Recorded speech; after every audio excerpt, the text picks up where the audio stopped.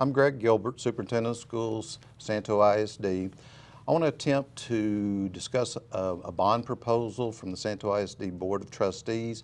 I'm going to try to do it 3 questions in 3 minutes. With me is Karen Mori. Karen Mori is our business manager, does a really nice job for our school district. And Karen, what do you think a taxpayer would ask me about a bond proposal? Talk about how the bond proposal will be financed.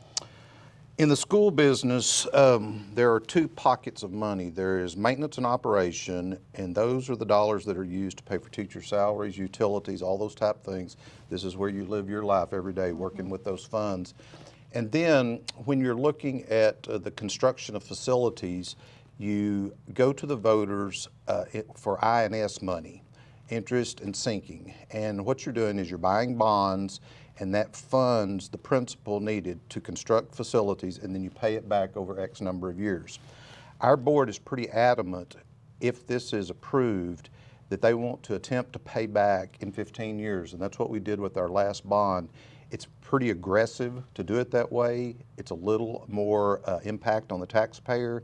It saves millions of dollars in interest by moving to 15 years. Many school districts look at 20 and 25-year paybacks. So they want to target a pretty aggressive 15-year payment.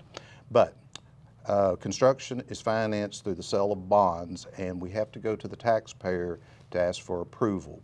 And the plan, the proposal that's in place is that we've estimated that $27 million are needed for construction.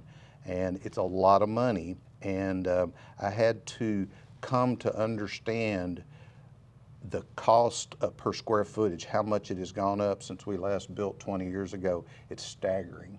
But we used estimators, architects, and we've come up with an estimated cost of $27 million in principal.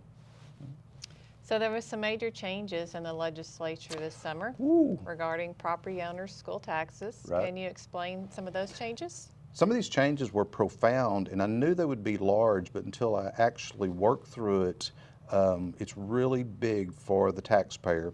There are 2 things that are going on. The state of Texas has a surplus of about $33 billion, and they've chosen to take $17 billion of that money and push that toward the homeowner to buy down the tax rate. Right now, property owners are having to take on too much of the support of schools, and our legislature realizes that.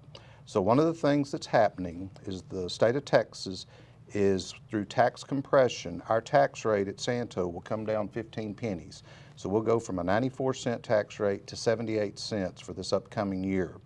In addition to that, on November the 7th, the voter will have an opportunity to move the homestead exemption from $40,000 to $100,000. When you put those 2 things together, if you take a $150,000 home, it will cut your tax bill in half. It is dramatic. So I give great credit to the state of Texas for using some of this surplus money to help buy down the impact on the taxpayer. So with that in place, as we look at a I&S increase, there's going to be less impact on the taxpayer because of this M&O rate coming down. So if the voters of Santo ISD approve this bond proposal, how would that impact the homeowner, their tax bill? I'm going to put up some documents that you can look and see on paper what it looks like, but the key thing we're going to have is a tax rate calculator. You'll be able to go in, put your numbers in there, and see what the impact is on your tax bill. In the past, the tax rate was always the key thing that we looked at, and I think we will be able to manage this proposal with a total tax rate impact of about $1.10. But plug in your numbers into this tax rate calculator, because with the new homestead exemption, the tax compression, it's not going to be nearly as dramatic, I think, as the homeowner might think. Now, the thing that you have to be cognizant of is this homestead exemption dramatically helps the homeowner. It doesn't help the person who owns a rent home or a business.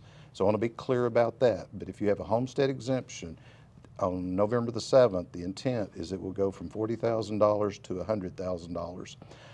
I encourage every voter to look at our website.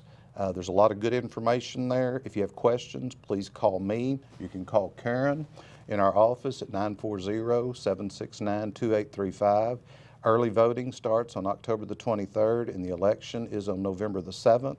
The reason for the election, Santo ISD has had a pretty dramatic increase in enrollment.